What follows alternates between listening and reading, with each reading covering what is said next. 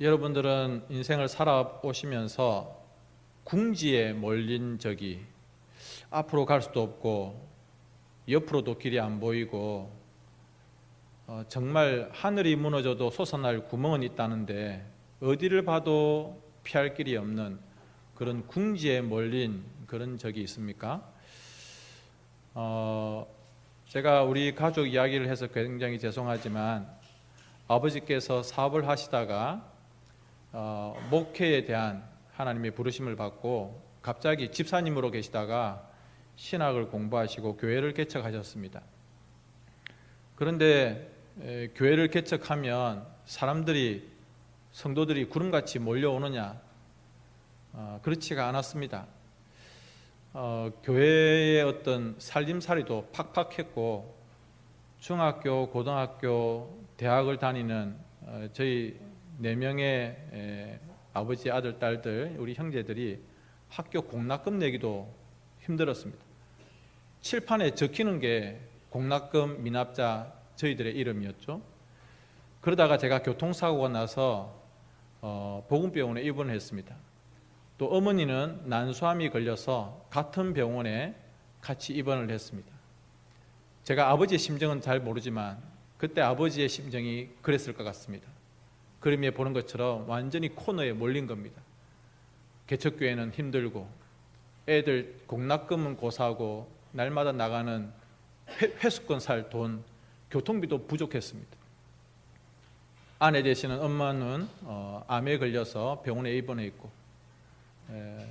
잘생긴 아들 종갑이는 골절상으로 병원에 같이 입원해 있고 꼼짝없이 코너에 몰린, 여러분들도 아마 그런 경우들이 있을 겁니다.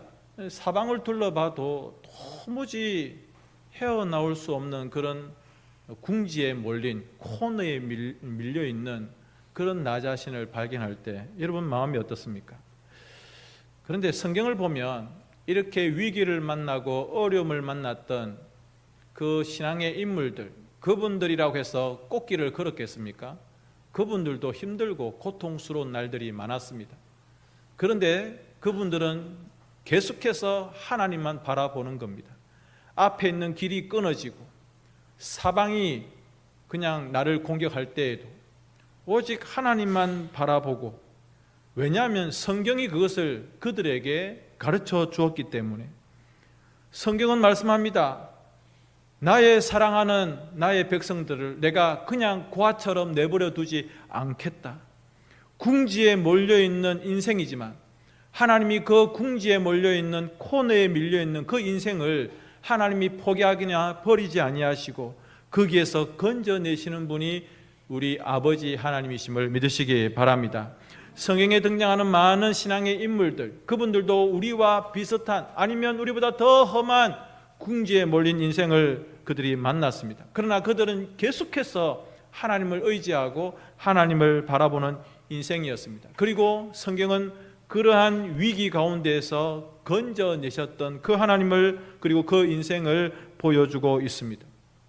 우리 하나님은 과거에 이스라엘 백성들, 하나님의 사람들을 살려주시고 구원해 주셨던 옛날의 하나님이 아니라 지금도 살아계신 하나님, 역사하시는 하나님, 그래서 오늘날 우리가 당하고 있는 어려움과 위기와 궁지에 몰려있는, 코너에 밀려있는 그런 우리들이라 할지라도 얼마든지 우리를 구원해 주시고 건져 주실 수 있는 분이심을 우리는 믿는 것입니다. 성도님 여러분, 우리 성도들도, 모든 인생들도 다 이런 어려움과 궁지를 만날 때가 있습니다. 혹시 바다에 침몰하는 배를 보신 적이 있습니까? 손 쓸 틈도 없이 그냥 쭉 물속으로 빠져 들어가는 그런 침몰하는 배 같은 인생이 가끔 우리일 때가 있지 않습니까? 그런데 하나님께서 손을 내밀어서 우리 손을 잡아주시고 우리를 건져주신다. 우리의 그 고난과 시련들을 하나님은 구경만 하는 것이 아니라 직접 우리의 인생 가운데 개입해 주셔서 우리를 건져주시는 분이다 라고 하는 것을 우리가 만나는 모든 인생의 과정에서 그 하나님을 볼 수 있는 믿음의 관점이, 자세가 우리에게 필요하다고 하는 것입니다. 물론 여러분, 이게 쉬운 건 아닙니다. 우리가 경험적으로 하나님을 계속해서 체험해야 돼요. 하나님이 어떤 하나님이신가를 계속해서 경험하다 보면 이런 믿음의 수준들을 우리가 가질 수 있게 되는 거죠. 하나님은 이런 분이시구나. 하나님은 나에게 이렇게 도와주시는 분이시구나 라고 하는 것을 체험적으로 경험적으로 알게 되는 것입니다. 생각해보면 여러분, 우리는 막 궁지에 몰렸을 때 먼저 터져 나오는 게 한숨입니다. 두려움입니다. 그리고 불안함입니다. 두려움과 그리고 여러 가지 부정적인 생각들이 나를 막 엄습해오고 내 목을 막 졸라오고 있습니다. 그런데 여러분, 그런 위기의 때의 어려움을 많이 경험해보는 우리지만 사실 평소에는 아무 일이 없을 때는 우리가 쉽게 이야기하는 게 하나님은 좋으신 분이야. 하나님은 나의 전부이셔. 하나님께 나는 영광 돌려. 내 삶을 드릴 거야. 아무 일 없을 때는 참 이런 말들이 쉽게 나오는데 궁지에 처하고 코너에 밀리면 그때 내가 이 고백을 할 수 있느냐는 거예요. 그때는 하나님이 없는 것 같아요. 하나님이 나를 안 챙겨주시는 것 같아요. 하나님이 혹시 나를 버리셨나? 이쯤에서 그냥 교회 그만 다닐까? 이런 생각까지 들 때가 있습니다. 하나님 진짜 살아계시기는 한 겁니까? 옛날에 그런 신앙의 선배들은 도와주시고 그때는 도와주시더니 왜 지금은 나를 이 지경, 이 모양으로 그냥 가만히 내버려 두십니까? 그렇게 원망불평이 나오는 거예요. 여러분, 궁지에 몰렸을 때 그때에도 사방에서 나를 그냥 공격해오는 그때에도 도무지 손 쓸 수 없는 그런 상황에 있을 때에도 어떻게 믿음으로 나는 주님을 신뢰합니다 라고 고백할 수 있는가? 그 믿음은 도대체 어디서 나오는 건가? 성경은 로마서 10장 17절에 이렇게 말씀합니다. 같이 한번 봅니다. 시작. 그러므로 믿음은 들음에서 나며 들음은 그리스도의 말씀으로 말미암느니라. 아멘. 여러분, 그래요. 이런 믿음이 말씀을 들을 때 난다는 거예요. 아니, 저 사람은 저 지경에서 어떻게 하나님을 바라보지? 말씀을 듣고 또 들으니 그 기가 막힌 상황 가운데서도 믿음이 생기는 것이고 그 믿음이 생기니 하나님께 고백할 수가 있는 거예요. 그래서 여러분, 말씀을 들으십시오. 목사의 설교는 어줍지 않습니다. 아이고, 참 더듬거리고 사투리는 참 유치찬란하고 김 목사의 설교는 어줍지 않지만 그러나 저의 입에서 나오는, 설교자의 입을 통해서 나오는 하나님의 말씀은 힘이 있고 능이 있는 줄 믿습니다. 그 말씀을 자꾸 들으면 내 속에서 믿음이 자라나게 되는 것이고 의심이 자꾸 물러가고 두려움이 자꾸 물러가게 되는 것이죠. 자, 오늘 장면입니다. 다윗이 사울 왕이 자꾸 자기를 죽이려고 쫓아오다 보니까 도망을 가다가 이제 궁지에 몰렸습니다. 어디를 숨어야 될지 모르겠습니다. 혼자 다니면 편하죠. 다윗이 혼자 도망 다니면 이 골짜기 저 골짜기, 이 광야 저 광야 혼자 피하는 건 너무 쉬운데 지금 혼자가 아닙니다. 따라다니는 가족들도 있고 또 이쪽에서 저쪽에서 마음이 힘들고 불편했던 사람들이 자꾸 다윗에게 와가지고 저를 좀 거두어 주십시오. 이러니 자꾸 다윗 주변에 사람들이 막 챙겨야 될 식솔들이 엄청나게 많아지는 겁니다.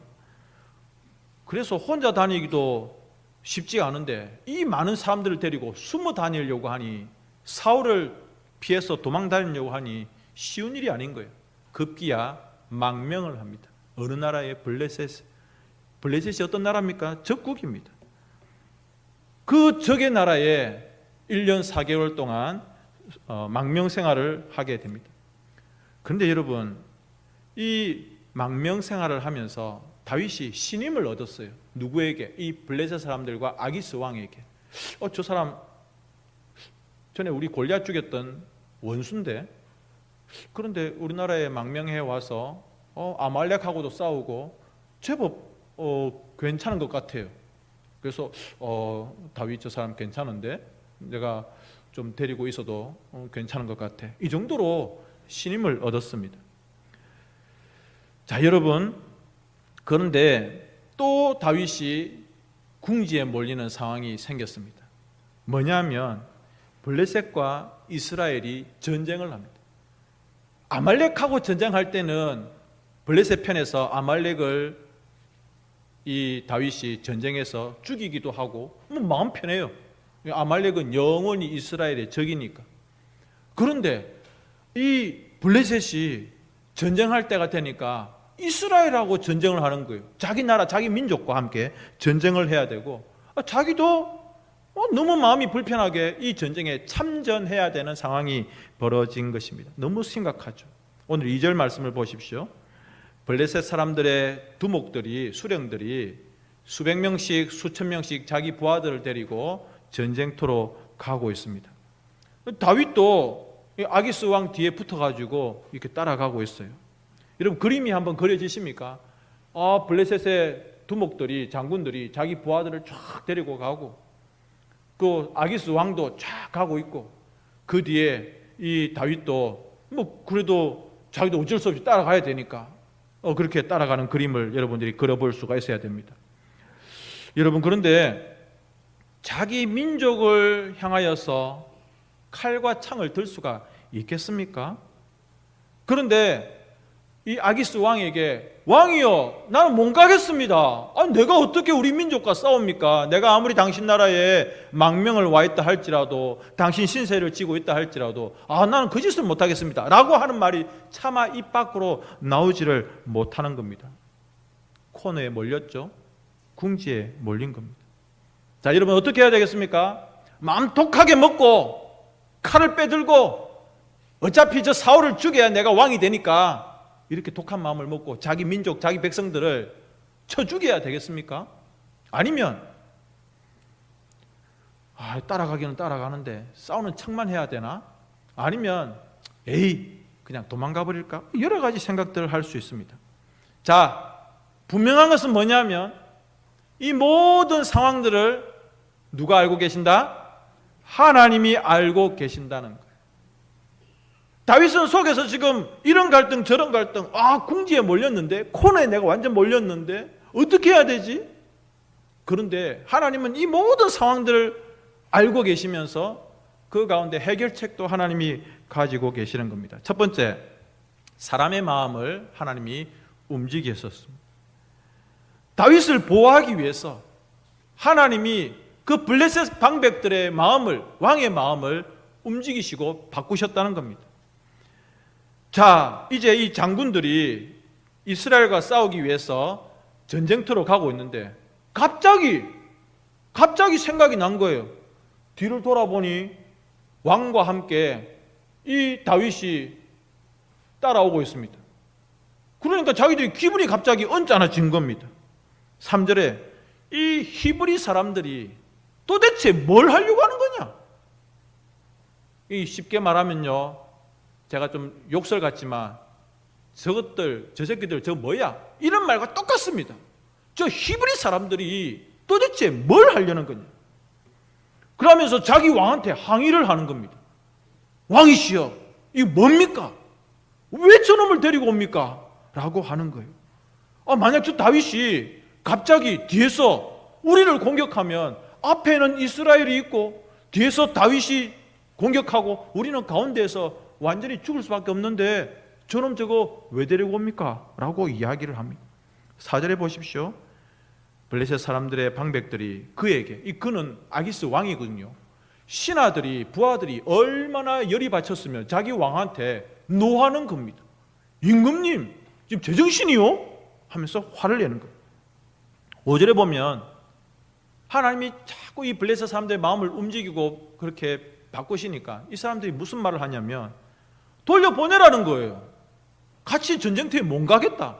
여러분, 이 전쟁터에 몇 명이라도 자기 편이 되면 얼마나 편하겠습니까? 힘이 되잖아요. 그런데 이 다윗과 같이 못 가겠다는 겁니다. 그러면서 옛날 이야기를 합니다. 아니, 이스라엘에서 그 유행했던 노래도 모릅니까? 사울은 천천, 다윗은 만만, 그 인기 가요에서 1등 했던 그 노래 몰라요? 라고 이야기를 하는 겁니다. 그러면서 저 다윗 빨리 돌려보내고 저 히브리 것들 빨리 좀 돌려보내라. 여러분, 이 말이 뭐냐면요, 이 블레셋 사람들의 마음 가운데 두려움이 있었다는 겁니다. 다윗이 데리고 있는 사람들 몇 명 되겠어요? 그 한 주먹도 안 되잖아요. 그런데도 불구하고 수백 명, 수천 명씩 지금, 그래서 다 합치면 몇만 명이 되는 이 블레셋 군인들이, 블레셋 사람들이 저 다윗이라고 하는 그 존재만을 생각만 해도 겁이 나는 거예요. 자기 나라에 망명해 온 사람입니다. 그러면 자기들이 더 힘이 있는 건데 그 망명해 온 사람을, 그 굴러온 돌을 박혀 있는 이 블레셋 사람들이 더 무서워하고 두려워하고 있는 것입니다. 왜 갑자기 이런 생각이 들죠? 우리 동네에 왔으면 조용히 지내, 이렇게 할 수 있는 입장인데, 아니, 이 사람들이 지금 겁을 내고 있는 겁니다. 왜 그럴까? 하나님께서 블레셋 사람들의 마음, 그 지휘관들의 마음을 바꾸셨기 때문에 그렇습니다. 막 두려운 마음이 생기게 만드신 것이죠. 여러분, 하나님은 그런 신분입니다. 어떤 사람의 마음, 어떤 사람의 생각을 바꾸실 수 있는 분이 우리 하나님이심을 믿으시기 바랍니다. 출애굽할 때 여러분, 이스라엘 백성들이 400년 동안 종로로 타다가 출애굽의 날이 다가왔습니다. 그런데 이 이집트 사람들이 자기가 노예로 부리고 있던 이 히브리 백성들이 출애굽할 때에 그들의 마음이 갑자기 감동이 된 거예요. 그래서 성경에 보면 이 히브리 백성들이 출애굽할 때에 자기들이 가지고 있는 옷, 금, 재물들을 막 주면서 가라 가라, 우리 가자 가라, 이렇게 하는 거예요. 히브리 백성들이 도망 나온 것도 아닙니다. 갑자기 숨어가지고 이 애굽 사람들, 이집트 사람들을 몰래 나온 것 아니에요. 공개적으로 나왔습니다. 10가지 재앙으로 이집트를 완전히 초토화시키고 애굽에 있는 모든 신들을 다 이기신 그 하나님 앞에 이 히브리 사람들이 이집트 사람들이 두 손을 들고 가라, 바로 왕도 가라 했습니다. 그럼 그냥 보내면 되는데 하나님이 이 이집트 사람들의 마음을 바꾸셔가지고 그들이 은혜를 입은 거예요. 성경에 보면 그렇게 나와 있습니다. 그런 마음을 누가 주신 거예요? 하나님이 주신 거예요. 한번 자막을 좀 바꿔주십시오. 예. 위에는 한글, 밑에는 영어로 되어 있습니다. 요즘 애먹고 있습니다, 제가. 우리 스리랑카 형제 자매 때문에. 예. 하나님이 이렇게 마음을 바꿔준. 예. 핸드폰 울리고 있습니다. 핸드폰 꺼주세요. 예. 핸드폰 울리고 있습니다. 예. 자, 여러분, 이런 마음들을 하나님께서 주신 거예요. 이 이집트 사람들의 마음 가운데 기꺼이 주고자 하는, 그러니까 이 백성들이 강제로 겁을 줘서 이집트 사람들의 물건을 훔쳐온 것도 아니고 그렇다는 거예요. 사랑하는 성도님 여러분, 우리 교회가 103년이지 않습니까? 역사가. 한번 잘 생각해 보십시오. 우리 교회 103년 역사 가운데 지금까지 쉬웠겠습니까? 그렇지 않습니다. 가장 힘들고 어려운 시간들을 우리 교회가 이 103년의 역사를 통해서 지금까지 왔습니다. 고비고비마다 하나님께서 성도들의 마음을 감동시켜 주시고 그 고비들을 이겨나갈 수 있도록 하나님께서 든든히 그렇게 세워주셨습니다. 우리의 마음을 그렇게 하나님께서 도와주시고 변화시켜 주셨다는 것이죠. 그래서 여러분, 주님을 더욱더 잘 믿으십시오. 그래서 궁지에 몰려 있을 때 하나님은 누구누구의 마음을 바꾸어서, 생각을 바꾸어서 우리를 얼마든지 도와주실 수 있는 분임을 믿으시기 바랍니다. 두 번째로는 신실한 자를 하나님이 보호해 주신다는 거예요. 다윗이 망명에 있는 동안, 그 블레셋 나라에 신세를 지고 있는 동안 이 아기스 왕에게 시림을 얻었습니다.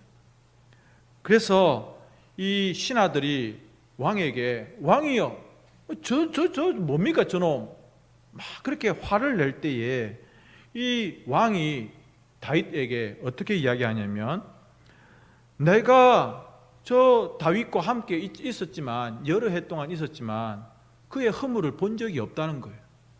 저 다윗이 무슨 꿍꿍이 속이 있고 그런 건 내가 한 번도 못 봤다는 겁니다. 못된 짓 하는 것 못 봤다는 겁니다.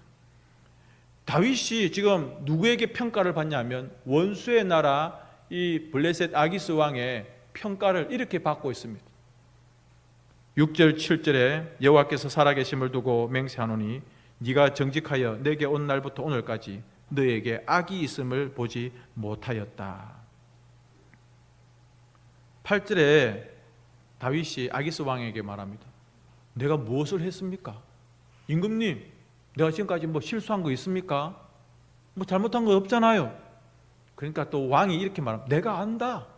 내가 다 안다. 네가 얼마나 선한지. 여러분, 이게 이방 나라 블레셋 왕이 하나님의 사람 다윗에게 하는 평가입니다. 얼마나 그 땅에서 성실하고 정직하게 살았는지를 왕이 안다는 거예요. 여러분, 이게 다윗의 성품입니다. 코람데오의 정신이죠. 하나님 앞에서 하나님이 항상 나를 지켜보고 있다는 생각을 하니까 적국의 나라이든지 광야이든지 위기에 몰렸든지 내 길이 형통하든지 항상 성실하고 진실되게 살아가는 다윗의 모습인 것입니다. 여러분, 우리는요 위기를 만나고 어려운 일을 만나면 막 허둥댑니다.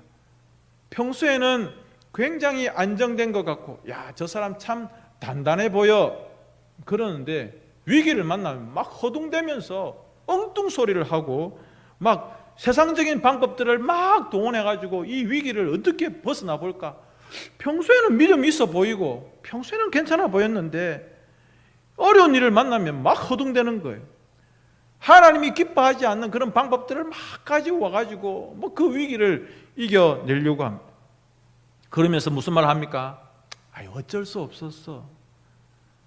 그때는 그런 걸 내가 생각도 못했고 알기는 알지. 그런데 내가 그때는 어쩔 수 없었어 하면서 스스로 위로하는 거예요. 괜찮아. 그런 거는 괜찮을 거야. 하나님도 이번만큼은 봐주고 넘어갈 거야. 여러분, 잊지 마셔야 됩니다. 하나님은 우리가 하나님 보시기에 선한 길로 그렇게 걸어가기를 원하시는 거예요. 로마서 12장 21절을 같이 한번 볼까요? 시작. 악에게 지지 말고 선으로 악을 이기라. 아멘. 그리고 16장 19절에는요. 너희의 순종함이 모든 사람에게 들리는지라. 그러므로 내가 너희로 말미암아 기뻐하노니 너희가 선한 데는 지혜롭고 악한 데 미련하기를 원하노라. 세 번째 마지막으로는 피할 길을 마침내 주시는 하나님이신데요. 여러분, 우리가 오늘 성경을 다 안 읽었어요. 그런데 어떤 장면이 나오느냐 하면 이 전쟁에서 사울 왕이 죽습니다. 만약에 여러분 다윗이 이 전쟁터에 갔는데 자기가 직접 사울을 안 죽였더라도 나중에 무슨 이야기들이 다 퍼지겠습니까? 온 나라에, 온 세상에 다윗이 블레셋 사람과 손잡고 자기 나라 임금 사울 왕을 죽였다, 이 소문이 퍼집니다. 결국은 딱 한마디로 요약됩니다. 사울을 다윗이 죽였다. 나중에 다윗이 왕이 되는데 이 일은 굉장히 큰 걸림돌이 되는 겁니다. 대의명분, 정당성을 완전히 잊어버리는 겁니다. 내가 저놈을 죽여야 임금이 될 수 있다, 그런 생각을 가졌다고 한다면 나중에 임금이 되었을 때 얼마나 주변에서 이스라엘 백성들이 이 다윗을 인정하지 않겠습니까? 그래서 하나님께서는 이 모든 상황들을 다 보시고 아시기 때문에 전쟁터에 안 가도록 이 블레셋 사람들이 우리 저 사람과 못 가겠습니다 하고 이야기를 하죠. 이 왕도 내가 다 아는데 그냥 너 여기서 있지 말고 가라, 이렇게 할 정도로 하나님이 상황을 다 바꾸어 주신 겁니다. 코너에 몰렸잖아요. 궁지에 몰렸잖아요. 그런데 하나님은 그 다윗을 건져내시고 사울이 죽는 그 전쟁터에 가지 않도록 그렇게 하셨다는 것, 다 막아주시는 거예요. 정리하겠습니다. 앞에 저희 가족 이야기를 잠시 했지만 여러분들은 인생의 최악의 궁지, 최악의 코너에 어떤 것이 있었습니까? 저는 지난주 우리 박 목사님께서 말씀해 주셨던 것을 저 구석에서 들으면서 그렇다, 우리 인생의 최고의 궁지는 죄짐이다. 사투리죠, 심하죠. 죄짐. 찬송가 우리 부르지 않습니까? 죄짐 맡은 우리 구주. 여러분, 우리 인생에게 있어서요, 제일 심한 궁지는 죄악의 짐인 것을 우리가 알아야 돼요. 병든 거, 힘들 수 있어요. 돈이 모자라고 사람들한테 무시당하는 거, 우리가 그런 거 어려워할 수 있어요. 그런데 내 힘으로 그 어떤 것으로도 헤어나올 수 없는 인생의 가장 궁지가 죄악의 궁지인 겁니다. 그런데 예수님께서 자신의 몸을 다리로 만들어 주셔가지고, 브릿지로 만들어 주셔가지고 이 사망에 있던, 죄에 있던 우리들을 예수님 몸을 통해서, 피와 그 살을 통해서, 죽음을 통해서 생명의 길로 건너가도록 그렇게 해주셨습니다. 방법을 주시잖아요. 길을 주시잖아요. 내가 곧 길이요 진리요 생명이다. 아침에 우리 학생 한 명과 함께 학습 공부를 했습니다. 유일한 구원의 길은 예수 그리스도밖에 없다. 그것을 가르쳤습니다. 죄악의 궁지에 있는 나를 건져주실 수 있는 분, 부처님도 안 됩니다. 공자님, 명자님도 안 되고요, 유교도 안 되고, 조상님께 제사 지내도 절대 이 죄의 궁지에서 우리를 건져줄 수가 없습니다. 내가 공덕을 쌓으면 될까요? 비나이다 하면 되겠습니까? 절대 안 됩니다. 주 예수 그리스도 그 이름 밖에는 내가 세상에 구원받을 다른 이름을 준 적이 없다고 성경이 분명하게 말씀하고 있습니다. 우리 하나님은 얼마든지 나를 그 죄악의 궁지, 그 죄악의 깊은 구렁텅이에서 건져줄 수 있는 분이심을 믿으시는 우리 모든 성도님들 되시기를 바랍니다. 그래서 여러분, 인생의 가장 궁지에 몰렸을 때, 또는 심한 죄악의 구렁텅이 가운데 내가 빠졌다는 생각이 들 때에도 눈을 들어 하나님을 바라보시면 하나님께서 그 선하신, 능하신, 강하신 오른손으로 우리를 건져주시고 그 기가 막힐 수렁에서 나를 살려주시는 하나님을 경험하실 수 있는, 그리고 반드시 주 나의 반석이시니 그 반석 위에 굳게 서서 승리의 깃발을 흔들 수 있는 우리 모두가 되실 수 있기를 주님의 이름으로 축복합니다. 이젠 다 같이 한번 기도하십시다. 하나님, 내 인생에 궁지가 있습니다. 코너에 몰릴 때가 있습니다. 주님, 나를 도와주십시오. 그리고 믿음으로 주님을 바라볼 수 있게 해주십시오. 다 같이 한번 소리내어 기도하겠습니다.